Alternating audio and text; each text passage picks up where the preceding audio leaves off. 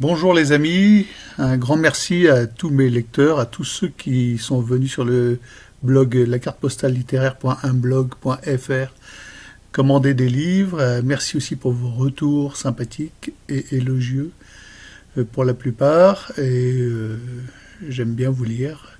Je trouve ça assez sympa de partager autour de petites œuvres littéraires. Je vous précise immédiatement qu'il faut arrêter de commander le livre. Plus loin, c'est encore l'horizon jusqu'à nouvel ordre.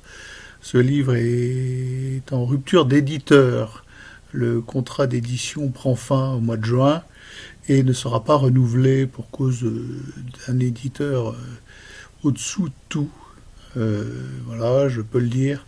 Une personne malhonnête, comme beaucoup d'éditeurs d'ailleurs. L'édition, c'est un gros panier de crabes. C'est un livre qui a eu une énorme presse.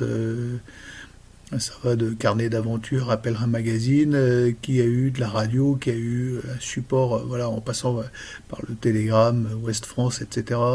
Enfin, de la presse. C'est un livre qui a été plébiscité sur Amazon. Et pourtant, l'éditeur a tout fait pour l'enterrer. Alors, c'est de la jalousie, de la mesquinerie, je sais pas. Il m'a fait un. J'étais en mer, on était en train de traverser l'Atlantique et il se met à m'accuser de vouloir lui voler son réseau. Alors, je sais pas trop. Voilà. Heureusement, j'ai eu du pif. Avec cet éditeur, j'ai signé 5 ans. Et les 5 ans prennent fin en juin et le contrat ne sera pas renouvelé. Et donc ne commandez plus ce livre. Je le republierai, c'est mon texte, je récupère mes droits au mois de juin. Je le sortirai sans doute, très certainement, tout simplement en PDF, donc en format liseuse, dans un premier temps, avant de le publier en format papier. Donc ça, c'est pour mes œuvres littéraires. Donc je vous encourage à venir sur le blog lacartepostale-littéraire.unblog. Je mettrai une fois de plus le lien dans la description. Oui, alors j'expérimente de plus en plus la vie sans masque. Je rentre sans masque. Hier, je suis allé chez le dentiste. Je suis rentré en salle d'attente sans masque. J'ai attendu sans masque. Je suis allé de la salle d'attente au cabinet sans masque. Bon, peut-être que faisant un certain poids et ayant une certaine largeur d'épaule, on n'ose rien me dire, mais on me dit rien. Et voilà, les gens s'en foutent. Si ceux qui auraient envie de dire sont les autres clients, enfin les autres gens qui attendent, mais je vous encourage à en faire autant. Retirer ces masques ridicules, ça ne sert à rien, c'est imbécile. Je multiplie cela dans les magasins, les commerces. Si on me dit quelque chose, moi je sors, et puis c'est tout. Je sors, je m'en vais, je ne céderai pas aux injonctions thérapeutiques d'un vendeur caissier dans un magasin, c'est insupportable, ou d'un agent de sécurité de supermarché, ou de quoi que ce soit. T'es médecin, oui c'est la loi, mais non, c'est pas une loi, ce sont des décrets absurdes. Et puis il faut commencer à arrêter ce délire. Moi, c'est parti pris. Je tiens bon, je tiens pas mal bon pour le moment. Donc voilà, c'était pour vous dire ça. Ça fonctionne. Évidemment, on peut pas faire ça partout. On peut pas faire ça avec une tête de breton obtus. Il faut une certaine souplesse parfois. Donc le bœuf, donc le tour de cou qui peut remonter, oui, c'est les tours de cou qui peuvent remonter jusqu'au nez. Ça peut parfois pallier à certaines obligations, voilà, administratives ou des trucs comme ça. Parce qu'on n'est pas, voilà, on peut pas rester sa vie entière, évidemment, à 1000 mètres en Auvergne. Donc, moi, je vous encourage à ne pas céder. Alors, vous avez assisté, comme moi, au délire AstraZeneca. Ouais, non, c'est pas bon, alors on arrête tout. Alors, il y a plein de pays qui arrêtent tout. Ah, c'est évident que c'était pas bon. C'est évident. Ah non, mais il n'y a pas de relation de cause à effet entre le mec qui meurt, là, séché en 15 jours, alors qu'il allait bien, et le vaccin. Ah non, non. On ne peut pas établir de relation de cause à effet. Excusez-moi, hein, mais le bon sens, j'ai pas besoin de statistiques et de docteurs en statistiques pour établir la relation de cause à effet de tous ces effets secondaires. C'est du bon sens, d'accord? C'est de la prudence élémentaire de base. Bon. Si vous comprenez pas ça, faites-vous vacciner, il n'y a pas de problème, hein. C'est que, en fait, on fait le nettoyage par le bas, hein, parce que ne pas comprendre le simple bon sens de la prudence élémentaire, c'est faire partie de la catégorie des QI de 50 à 70, hein. Pas plus, c'est du bon sens. Donc refusez ces injonctions vaccinales, faites tomber les masques, essayez de regrouper, fédérer les gens autour de vous pour faire tomber les masques, pour refuser les masques, pour dire non, on arrête. Oui, donc il y a la vie sans masque, et puis il y a aussi la vie sans test.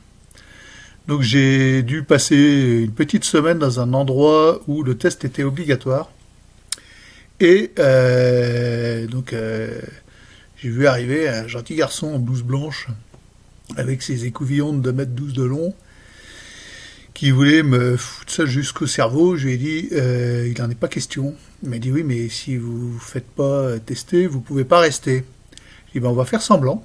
Vous allez, je veux bien cracher dessus, faire ce que vous voulez, mais vous ne me rentrez pas ça dans le sinus, il en est hors de question. J'ai été blessé une fois et je ne recommencerai pas.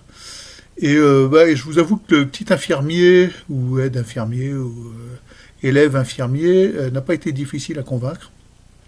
Donc voilà, il a fait, il a dit ok, pas de problème. Et on en a pu reparler. Il m'a fait rentrer le machin, mais voilà, jusqu'au... Bon. Merci à lui. Donc c'est aussi un acte de résistance, refus de ce test idiot qui vous flingue l'arrière des sinus. Enfin, je sais pas jusqu'où ils vont, mais ça fait extrêmement mal. C'est extrêmement pénible. Donc moi j'ai refusé catégoriquement. J'ai dit écoutez, si je dois partir, je partirai. Je ne veux pas que vous me rentriez ce machin jusqu'au sinus, jusqu'au cerveau, hors de question. Et donc ça a marché, voilà. Évidemment, il faut éviter de se retrouver en situation où on est obligé de se faire tester. Voilà, moi, en l'occurrence, c'était le cas. J'étais obligé, je devais me faire tester, j'avais pas le choix. Et j'y ai échappé malgré tout. D'ailleurs, ce test, on ne m'enlèvera pas de l'idée que c'est une arnaque, que le fait de le rentrer dans le fond du cerveau n'a pas plus d'impact que de le rentrer, que d'y coller un peu de salive. Donc voilà, acte de résistance, essayez de les multiplier, essayez de vous montrer aux autres que vous n'êtes pas d'accord. Vous n'êtes pas d'accord avec ce régime dictatorial sanitaire, ces injonctions à tout va, de tests, de masques, de vaccins bientôt, sont absurdes, ridicules. C'est ce que vous en pensez, et montrez-le, dites-le, et résistez, droit dans vos bottes, et ça passe. Jusqu'à présent, écoutez, les gens à qui on a affaire collaborent et coopèrent parce que je crois que tout le monde en a marre. Tout le monde en a plein les bottes.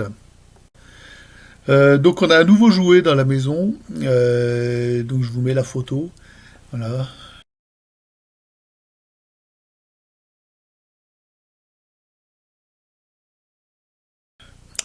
C'est un cadeau de mon voisin qui est parti en nous laissant ce très très bel objet.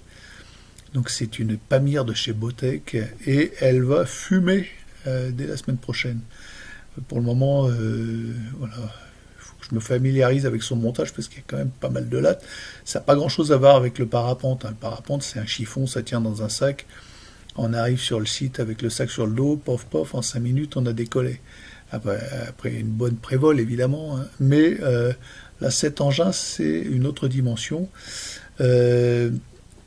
Donc on va commencer à s'amuser avec ça, c'est un cadeau. C'est quelqu'un qui arrête totalement le vol libre, mon voisin, qui est parti de la région, qui a vendu sa maison, qui est arrivé avec le Delta sur le toit en nous disant je vous la donne. Et le président de mon club de vol libre est tout content. Voilà, c'est un deltiste. On va aller se tirer la bourre en Delta. Il est tout content parce qu'en plus c'est un très très bel objet, c'est une très belle aile. C'est des ailes à beaupré, alors c'est un peu comme les voiliers. Il n'y a pas de barre transversale, ce sont des des ailes qui ont une structure très très particulière et qui volent très très très bien. Voilà, celle-là, c'est une aile ancienne, elle est en parfait état de vol, en parfait état cosmétique, elle est magnifique. Et elle est sur le toit du Jumpy et je peux vous assurer que on attend que les beaux jours pour aller la faire fumer dans les thermiques. Bon, sur ce, c'était la petite note sympa pour vous faire penser à autre chose que le gros vide et toutes ces saloperies. Allez, je vous laisse.